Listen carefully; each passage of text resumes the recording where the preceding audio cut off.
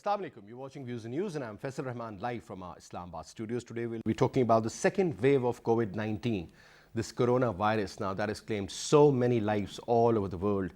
And now it is getting so dangerous that the highest numbers, which used to be in June and July, they are reappearing now as far as the infections are concerned. It started off from a few hundred, I'm talking about Pakistan now, and got into like 3,700 cases a day, and the percentage is hovering around 9%, and that is very, very high. As we know that sometimes a person is COVID-19 positive, but he doesn't have any symptoms. That doesn't mean that that particular person, he is in fact so vulnerable along with the people around that particular individual. That is the reason the government all over the world, I would say all the governments rather, they are strictly following the protocols. They are telling you to take all the precautions into account and follow simple protocols like washing your hands, taking shower once you go back after work, back to home, and make sure that you should be able to sort of disinfect various things which you normally touch, like your telephone for that matter, or they've also mentioned that you should not be shaking hands and maintaining a certain distance of 6 foot, and maybe not going to gatherings. Just try to think on one line that this is something which is there, it's a reality, and it's for the entire globe, not only for Pakistan or people in certain cities in Pakistan. One has to follow the protocols, it will die its own death. That's the beauty about it.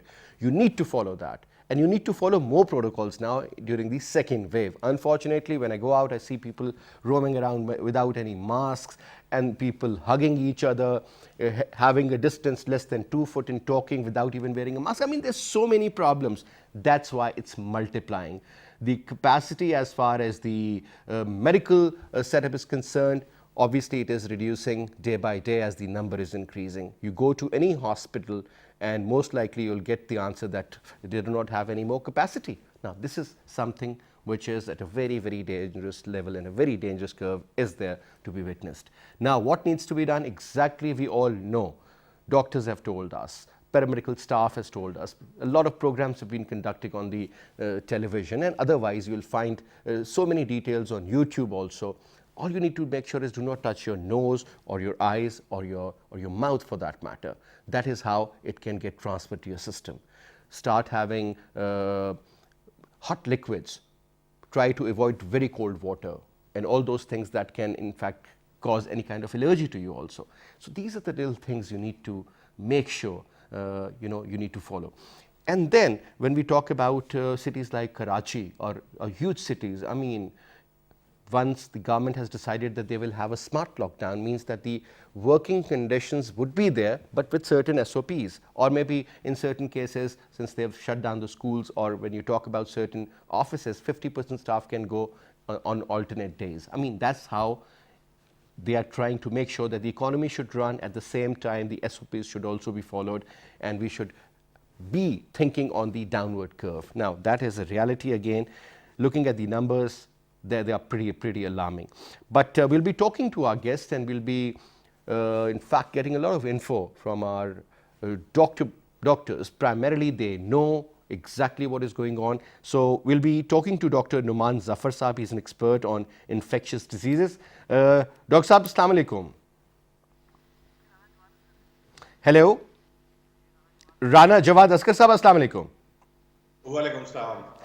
Sir, thank you so much for taking out the time and talking to us. Now, we're talking about the second wave of COVID-19. It seems that this is worse than the time which we have gone through, and that was from March till June, July. Now, more people are getting infected. People are not following the SOPs. Initially, they were maybe scared or something, so they were following. Now, most of them believe that there is no COVID. It is just, a mere kind of, a speculation or something of that sort. A lot of people believe in that also. And at the same time, when you talk about the SOPs, nobody is following them, unfortunately, sir. Where will it lead, and what kind of a disaster are we waiting for? Let me start off from a negative question, but yeah, that's a reality. So thank you, Faisal, for inviting me to your program once again. And if you remember, the first program we did, and you did this, was back in February when there was no case in Pakistan yet. I remember, And we Dr. Saab. talked about so what is difference between the first wave and this second wave? What has the environment, how the environment has changed?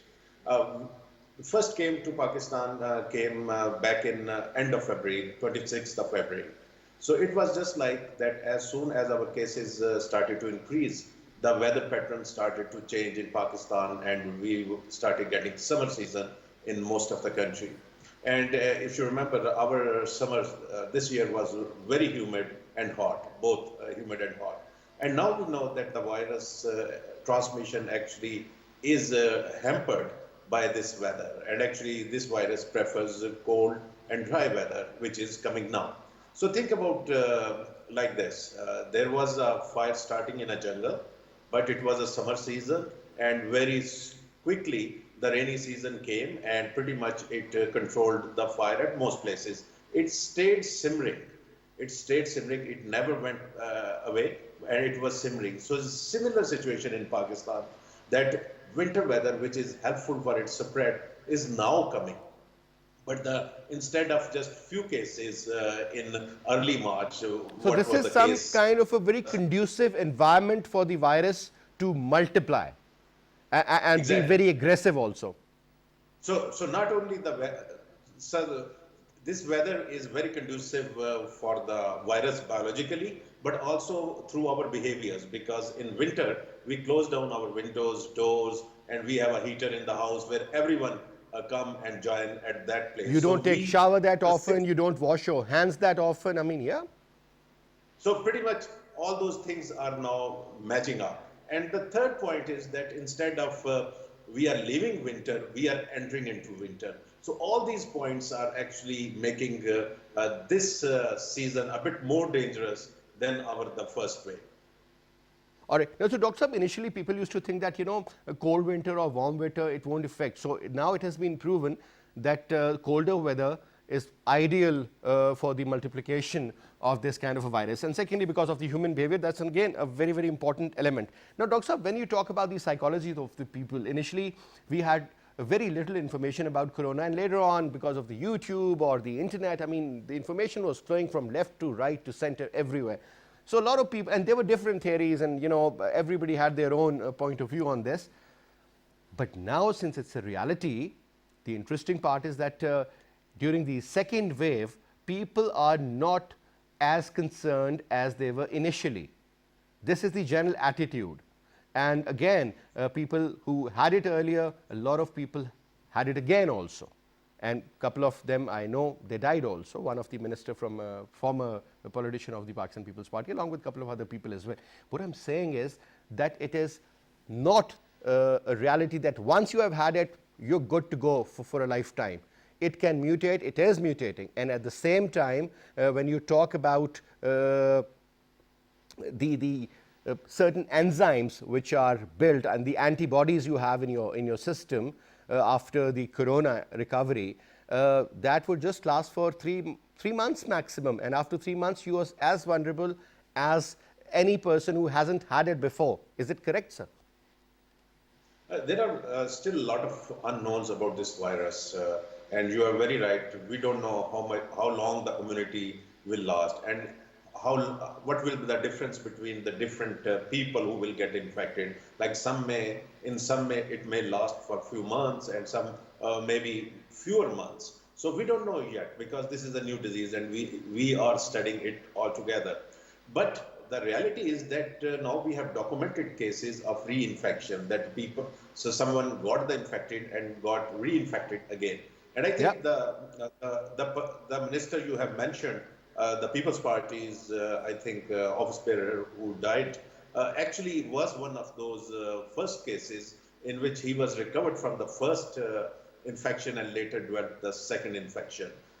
So even in Pakistan, we know that even just in Karachi, I was told that around 12 cases are known to doctors who are treating, who are very clear cases of reinfection. So if anyone thinks that once they get the infection, they will be fine all their lives, is not correct. I mean, that is interesting, but I was having a word with one of my friend's father who also, in fact, unfortunately got corona and he recovered. But, you know, it really squeezes the energy out of you and it takes a lot of time to recover fully. And it is not necessarily, Dr. Saab, a lot of people think that maybe cough is a symptom or sneezing is a symptom or maybe, something of that sort, maybe fever, body ache and so on and so forth. I mean, there are so many other, kind of when you look at an individual, I mean, he might be asymptomatic for that matter, no symptom at all, but some would have loose motions. Somebody might end up having a red eyes, or maybe somebody might have having headache, maybe something of similar nature. So it can vary from individual to individual. Does that mean that the intensity of the virus or the mutation of the virus affects a person differently, every person differently, and it attacks the weak parts of your body? Like, for example, if you have a weak heart, or you, for example, you have got kidneys which are not fully functional, or maybe something, if somebody is a smoker and the lungs are weak. So it can also attack the weaker organ in your body, and that's how it works, correct, sir? Yes, and actually, the most worrying part is that we know that people with predisposing health conditions, like if they have diabetes, they have blood pressure, they behave, their outcomes are poor as compared to someone who is physically fit. But what is worrisome that in some cases we are finding very quick deaths in young, apparently fit people, and we don't know why that's happening. That someone who is so fit, who runs daily, and is physically fit, and he's younger as compared to the older groups, but sometimes very quickly die after getting this disease. So again, still don't know many aspects of this new disease. We are learning very fast around the world, but still there are many unknowns. So when you have that unknowns, so it's always good to protect yourself and your loved ones. You may be healthy, but your careless behavior could endanger your parents or your grandparents or Or even your anybody for that matter. other That's family. why they've shut down the schools, Doctor, because kids could be careers and they could be asymptomatic also at the same time, could be a problem for their grandparents, because we have this kind of culture where the families, they live together. So, and it has happened in True. so many cases. And Even there's a family I know, the child got it and 18 people of their family, like from one from another to another house to another house. That's how it, I mean, it is. I think the grandmother also passed away. This is a reality, unfortunately. So we've been joined in by a very dear fellow journalist, Kamran Yusuf Saab. Assalamu alaikum, Kamran. जी अस्सलाम वालेकुम। Kamran, since we are talking about this COVID-19 corona, you've been writing about so many issues, and when it comes to this social problem, which is, it hasn't become, it is actually a big threat, I would say, not a social problem anymore. Our behavior, let's talk about that, sir. Kamran, have you also witnessed the same, which I have, that initially when coronavirus came into Pakistan around the end of the month of February, and suddenly the cases, they started multiplying, people got scared and people actually followed certain protocols because the awareness was created, people knew about it. Then it declined, the graph went down, and suddenly the second wave came, and that was so lethal, is lethal actually, it is still there. Do you still believe that the general behavior, I'm not talking only about the Pakistani people, all over the world, that's very, very, unfortunately, I would say, they are ridiculing themselves maybe, or they are not sure, or they're not ready to accept the reality that there is a second wave which is lethal than the first one, killing more people. Behavior of the people, let's throw light on that. Well, let me start by giving you a very personal example. I think that will make people more understand. 2, 3 days back, one of my very close family members, of course, and she was elderly a person, and she has been completely socially isolated. Only few members were going outside, and somehow or the other, as you were mentioning, that the second wave is very lethal. She somehow has been, tested positive for the COVID. and she is now on oxygen and is in critical condition. And everyone is wondering that how come that she herself, living in isolation, and yet caught this deadly COVID-19. So this illustrates the fact that how lethal and how mysterious this Mysterious, virus yeah. is. And just imagine that if you are not maintaining social distances, taking all the precautions, how vulnerable you can be. And my experience, I believe that, as you mentioned, that when the first wave came, somehow or the other, because of the blessing of Allah and some, some other factors, the damage was minimum. But this time around, if you look around, at least friends, family people who were actually affected by this COVID, and this shows the widespread nature of this virus. But people, I believe, generally still are very skeptical, unless those who are directly facing the problems. And this is really dangerous. I think, as far as the government is concerned, authorities are concerned, of course, that they are supposed to take all the steps, but all those measures and steps become irrelevant if people are not cooperating. Just imagine that if every individual start taking this seriously, they start, practicing certain SOPs, maintaining social distancing, using masks, avoiding, going to the market unnecessarily, things can be very different. But I'm afraid that still, either because of lack of education or because of we tend to believe on conspiracy theories, people are still not ready to believe that this COVID-19 is posing a very serious threat to us. Kamran, I totally agree with you. And then on top, just imagine talking about Karachi, such a huge cosmopolitan city. Look at the number of people living out there, and it's very densely populated. Interestingly, the coronavirus positivity rate is 21%. Can you imagine? And when you talk about Pakistan, it's hovering around 8.59%. Just imagine these are the reported ones. What about those cases which are still there in the air, I would say, and nobody knows about it? I think those people living around them are vulnerable.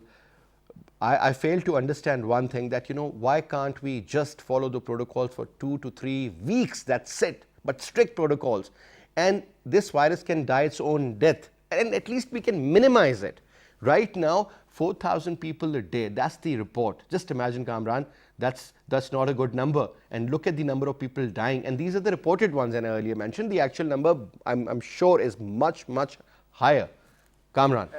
Absolutely, I agree with you that these are just reported numbers, and I personally feel that the actual figure must be much higher because one, only those people are getting tested when the situation is such with where everything is very obvious that you have COVID. You have Otherwise, those people symptoms, have yeah. symptoms, a little flu, they actually remain in the state of denial, and because of this. And the second factor is that, unfortunately, we are not aggressively conducting tests comparing with other countries. So if we aggressively conduct more tests, probably the results would be different. So even the reported figures are very alarming, but I absolutely agree with you that even those figures are not actually portraying the actual picture. The actual picture is that this virus has spread to every nook and corner of the country. The locality in Islamabad where I live, at least in last couple of weeks, I saw at least 3 deaths in a very close radius. So just imagine, I'm just giving you an example that how rapidly this virus is growing. And I think that people need to understand. And the next, I think, 6 weeks probably are very crucial when the temperatures, goes down. The fear is that this virus can become more lethal. So if I we think, take yeah. precautions for the next 6 to 8 weeks, try to, take all the precautions so we can considerably minimize this threat. And this message should go across to everybody. And I think government should play a role, other people should play a role, and those who are affected by this COVID, they should also educate people that how dangerous this Yeah, can be if exactly. We we call them don't the take all Corona the warriors. precautions. I think they should be interviewed on television and they should tell their own individual stories that how they survived. So people might get some sort of an idea that this is not a joke. And Kamran, I totally agree with you when you said that it is initially everybody thought that this disease is, in big cities like Karachi or Lahore or Pindi or Faisalabad for that matter, or Peshawar. But having said that, now it's in the villages also. Reports are coming that in the far-flung areas also, when they take their patient to the district headquarter hospitals, eventually this is what they have witnessed out there. Anyway, Kamran, thank you so much for your input. Thank you very much once again. Now, we've been also joined in by Dr. Rana Jawad Asghar Saab. He's already there with us, but we have with us now Dr. Numan Zafar, expert on infectious diseases. Dr. Saab, Assalamu alaikum and thank you very much for your time. Now, earlier, I'm pretty surprised that why don't people understand? Why can't we just convey this message to them that, look, this is something so dangerous, so lethal for yourself and for your family and your loved ones that you need to follow these protocols, and unfortunately, people do not understand, and you have to keep reminding them still. They're not ready to listen. And earlier I put this question to Dr. Rana Saab also, and we believe that when it started penetrating in our society, this virus, we were scared because we were unaware. Now we know a lot about it. Still, our behavior is very different. Nobody is following the protocols, though the second wave is so lethal, claiming so many lives on daily basis all over the world, in particular Pakistan now, sir. Dr. Saab, your take.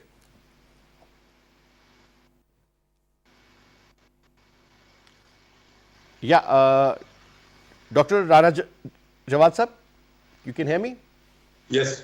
So would you like to answer that? Because Yes, I I can think hear Dr. you. Naman's audio, or rather he's back, sir, if you allow me. Yeah, Rana Saab, yes, please. So, yes, and I think, yes. Hello? So the question is this: we have discussed this many times, that why people are not following government-issued guidelines or SOPs, and this is a common question people ask.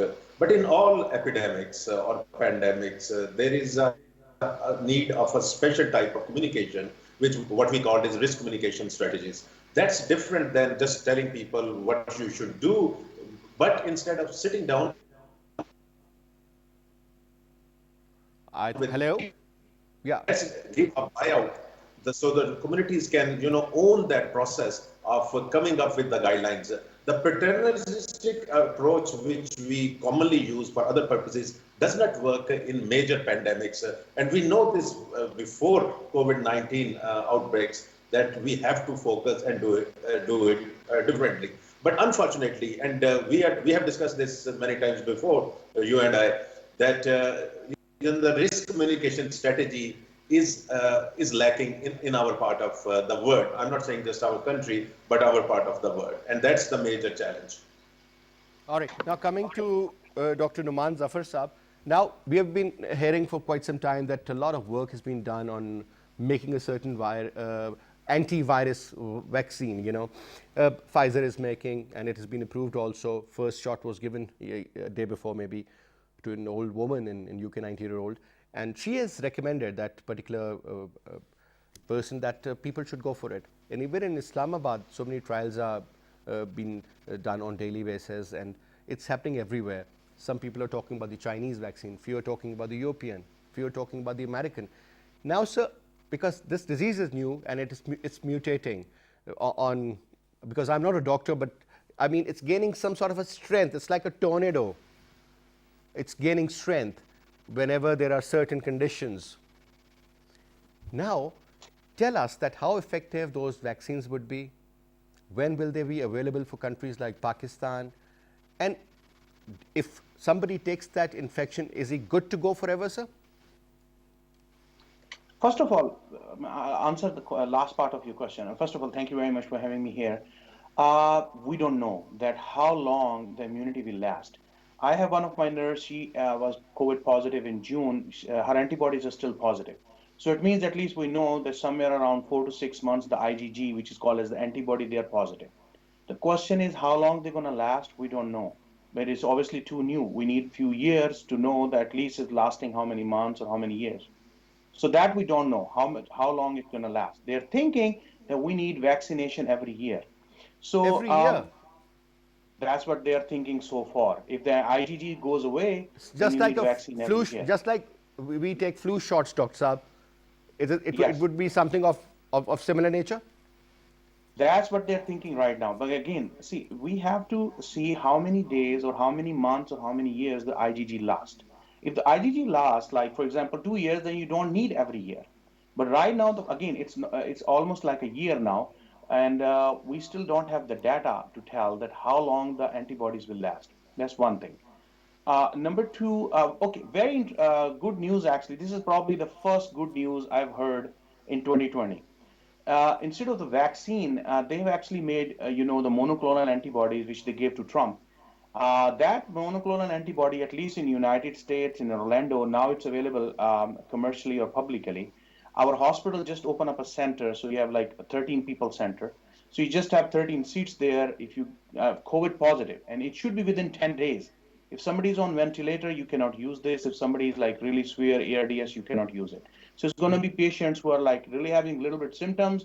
They get tested, they're positive. Right away, you can actually go to the center. You sit down, it's a 700 milligram injection. You just get the injection. They watch you for 2 hours and you're good to go. And you have a mild symptoms of sore throat, cough for a few days, and you're done. So that's actually a very, very good news for probably whole of the world. I mean, I wish and pray that this medication and treatment reaches Pakistan soon, this monoclonal antibody. And I personally, I hope the government of Pakistan try to see if they can get at least, it's a trial basis, but they have did an emergency use authorization. And emergency use authorization means that they can give it like publicly to people who are not even enrolled in trial. So a lot of people have got it. So far, I know, and actually they're doing great. I mean, even in a couple of days, they're doing fine. So you got an infection, you got the injection in next 1 or 2 days, and next 1 or 2 days you're fine. So that's probably the best news so far of 2020. I mean, except for the vaccines. Now, coming up to the vaccines, yes, we have obviously many, about, I'd say about 170. I've read like there are like companies all over the world who are actually working on different levels of trials. But we know in Oxford, UK, that's been approved. They started, I believe, yesterday.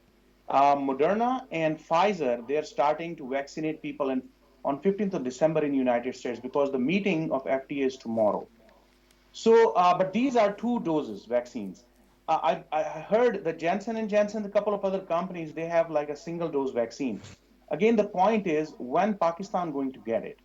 I don't know yet. It all depends where we are getting it from. If we're getting it from China, it's going to be probably easy and quicker.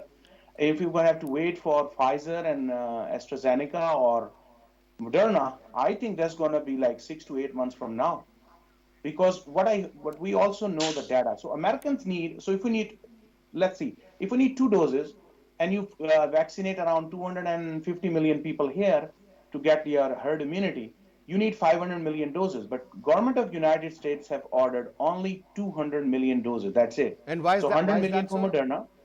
Pardon? Why? Why so?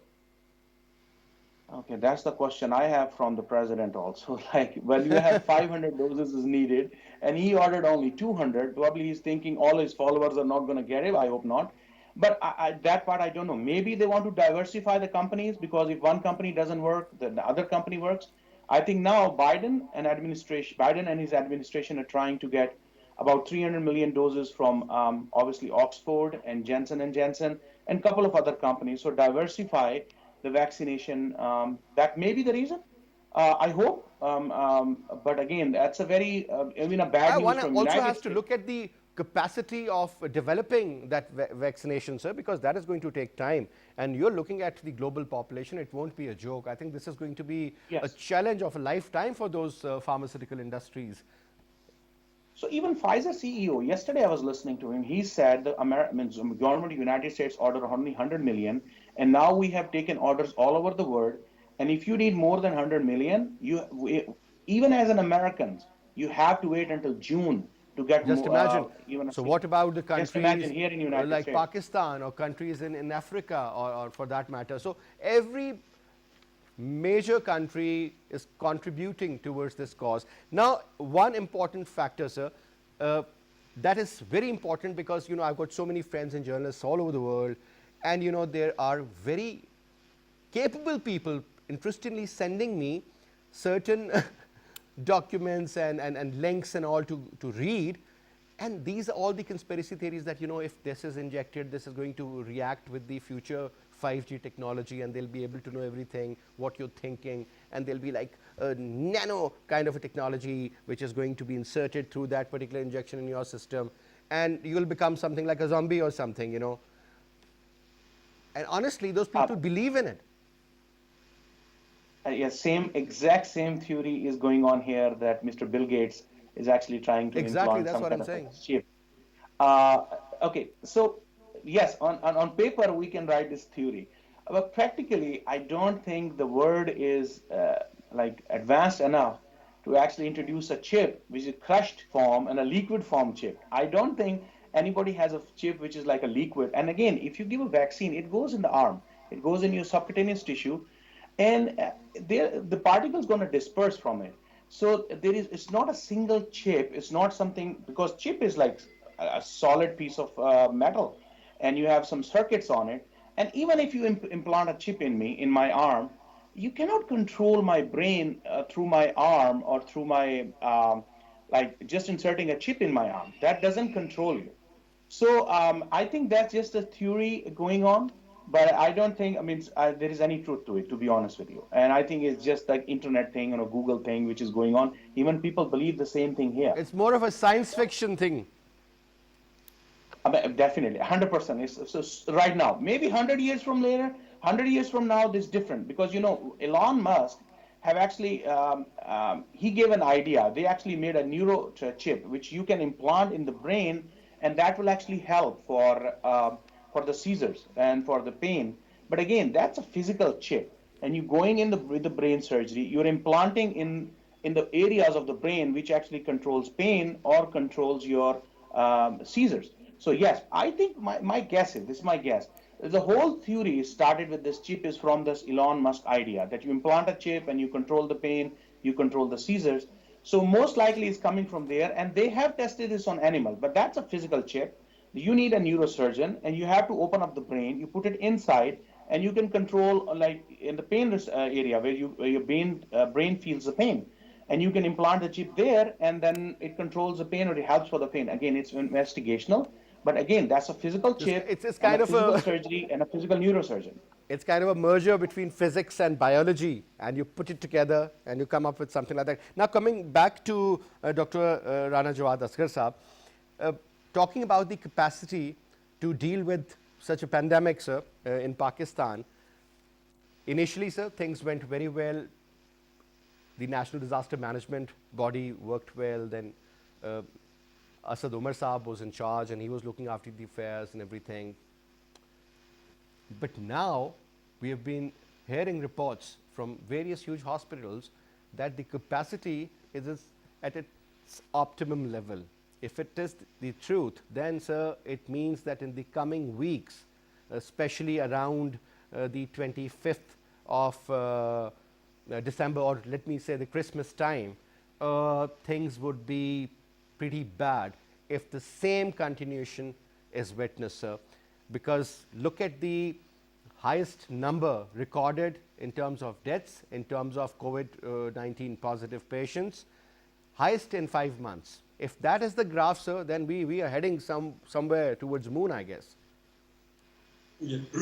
Yes, and I think we had a good opportunity to, put our house in order for 2 months or 3 months when our case numbers or caseloads were down. Unfortunately, the indicator on which we focused, which was just this case positivity rate, is not on its own can tell us unless you understand the circumstances from where this case positivity numbers is driving to make good advanced decision-making processes. I was invited a few weeks back to the NCOC, and I raised the same issue. At that time, our case positivity rate was hovering less than at 2%. And I made this point to Asad Umar and the team there that if we do not understand that how our people are getting this case positivity numbers, our other indicators, which are hospital indicators, will shoot up because they are nearly 4 to 6 weeks delayed indicators. And by the time you start seeing their increase, the transmission in the community will be already be widespread, and at that Yeah, time you the will damage be would able have to been do done. damage would have been done. So I think still, again, as you know, I was very optimistic in the first wave also because of certain population reasons of Pakistan, that we are a younger population, all those kind of things. So I'm still hopeful, but we need to follow SOPs. We need to wear masks. And you live in Islamabad, I live in Islamabad, and if even if in Islamabad not even 10% people are wearing masks in the federal capital, then how could we expect that the country, So someone that's living the in problem. Peshawar, If one person is will be following safe? 100% protocols, the other person is not, then the person who's actually doing it, who's isolated himself, who's not going out anywhere, who's not socializing, I mean, he's contained himself, work and back home, and I mean, those people get affected because the rest of the world is not following the protocols. That is the problem. I think government needs to be a little more strict. 500 rupees fine on hardly a few people won't make any difference. Now, Dr. Saab, another point was about a report which came lately, just a few hours ago, that UK regulatory authorities primarily, they are telling people not to take the Pfizer infection. And earlier, if you remember, though the contradiction came later also, but Dr. Fauci, I mean, he also said that it's too early to take the medicine, to take the vaccine for that matter. And he said that people with allergies, it could be fatal for them because we do not know how it would react in those patients. Your take on that, sir? No, no, I don't think that's true news, because I just watched a press conference of Christopher Whitty, who is my old colleague also, and he's the chief strategist for COVID-19 in the UK. And they have started giving it to 90 years old. So Yeah. that shows their confidence on the safety of that Pfizer, these drugs. The issue is this, that there are many misinformations also spreading, and sometimes you take one sentence out of someone's speech or talk and present it out of context. I think until now, because I looked at the adverse effects of a couple of those new vaccines, until now, all the documentations, there are adverse effects, more than what you get from the flu vaccination, but they are not life-threatening, or they are not something which are contraindicated at this moment in most age groups. All right. Sir, do you believe that obviously it is impossible that every single individual living on earth is going to get vaccinated? Majority would be, let's put it this way, but still there would be people without it. Now there's another count that in future, for example, like I remember when we used to travel from Pakistan, there was this mandatory card you need to attach with your passport. That was about the polio vaccination. Sir, do you think at some stage the vaccination for COVID-19 would be mandatory and as important as what we have witnessed earlier, and you will not be allowed to travel? And what about those people who are not interested in taking that? Will it be a compulsion, a mandatory thing, or maybe it's your own choice, kind of? I think Qantas, which is one of the major Australian airlines, have already making it as their precondition that if you want to travel in there, you have to eventually have a vaccine when the vaccine is available. And I think there is talk among different airlines, top airlines. So this requirement may come up, but this will only come up when the vaccination is available quite commonly around the world. And airline cannot make this condition while only like a few percentage of world population has access to this vaccination. This may come, but it will be coming later. All right, Dr. Numan, talking about another story coming from Karachi. Alarming situation in Karachi as coronavirus positivity rate crosses 21%. If you go through, and the kind of population Karachi has, the kind of demographics it has, how people live, the social fabric and everything. So when I tell you that a city like Karachi, and just imagine number of people and the social behavior and everything, keeping that in mind, its coronavirus positivity rate is 21%. How would you perceive it? Yeah, again, this is really, really concerning. I mean, in last Sir, one what week, was the highest in New York when we used to hear that every day? I mean, so many people were dying. What was the highest in New York for that matter?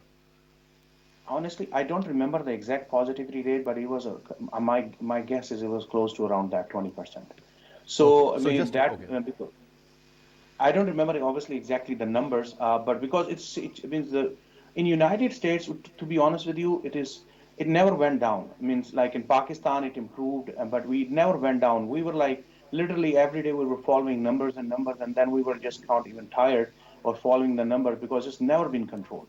Sometimes 14%, and the next week is like 20%. Next week is 15, and next week is go down to 10. It is so fluctuating since March that we were like, it's even hard to follow the like real numbers what are.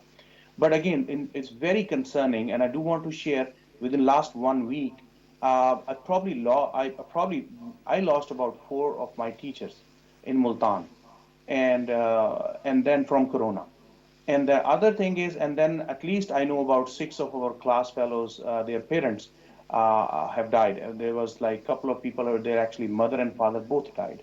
One person, his father is in ICU right now on ventilator, and these are all my Nistar class fellows. It's very heartbreaking. Just in one week, so many people are died. And I tell you, very sad thing. I open up Facebook, and honestly, I am kept reading is Inna lillahi wa inna ilaihi raji'un. So like one person picture, another person picture in the Nishtar Grove. Exactly There the is like a same, sir. medical college grove. It's very sad. I mean, people, and I'm still surprised why people don't understand. There are only few percent of people who really understanding this, like the danger of this disease. Majority of the people are not paying attention, and that's why you're having all this And Dr. positivity Saab, rate, these and that's why you're paramedical having. staff, doctors, nurses, even the ambulance drivers, they're so vulnerable. And there is a limit for everything. I mean, God knows what they are going through. Because, whenever we wear this N95 mask, even for a matter of half an hour, sir, we can't even breathe. And just imagine those people who've been putting that gear on and wearing EPP and everything and, working for 18 to 24 hours straight. I mean, hats Yeah, I off to was them, wearing the honestly. mask. So for when you call, it's like just for 1 hour, and you can see my face is all like at that time was like all those masks, like even just for 1 hour. So I have to wear this about 8 to 10 hours a day. It's hard. I cry in that mask, and I have like means I wear actually not even N95. I actually wear P100, which is 100% protection. But if you see that mask, probably maybe next program I'll show you those masks. But if you see those masks, it looks like I'm like going to like a SpaceX aircraft. But that's how I survived so far, seeing like 10, 15 corona patients every day. But there is no other way around. Yep. But the point is, the people have to wear at least a basic mask. At least the basic mask will not prevent, I understand, the aerosolized particles, but at least it will prevent the droplets. And majority of the infection is through droplet. Dr. Saab, last quick comment. Uh, these political gatherings, what is happening in Pakistan, there are like a lot of jalsas taking place, political gatherings and sit-ins, and now they're also planning a long march. The opposition I'm talking about had a gathering in Multan and then one in Peshawar, and then, now they're planning to have a huge one in Lahore also.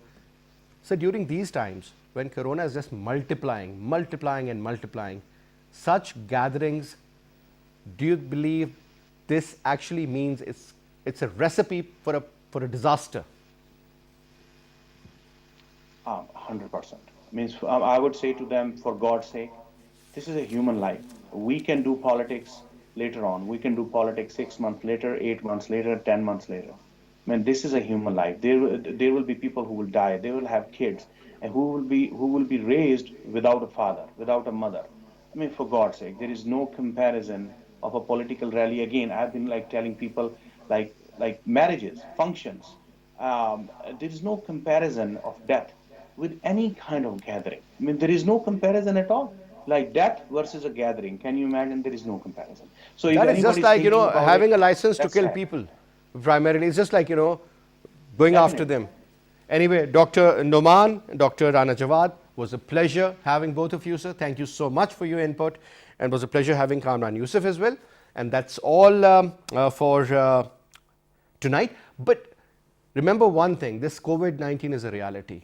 Just look at your children, look at your parents, and think about it, that your SOPs are important for their lives. At the end of the day, that's all I have to say. It's a matter of a few weeks. Just try to follow the protocols. Just go for the main precautionary measures.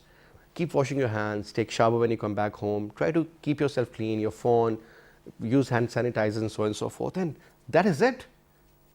For a matter of almost 10 months have passed. But just for a few weeks, if you take proper actions into account, it is just going to die its own death. That is how we can control it. But anyway, thank you so much for watching the show. I'll see you later. Till then, Khuda Hafiz.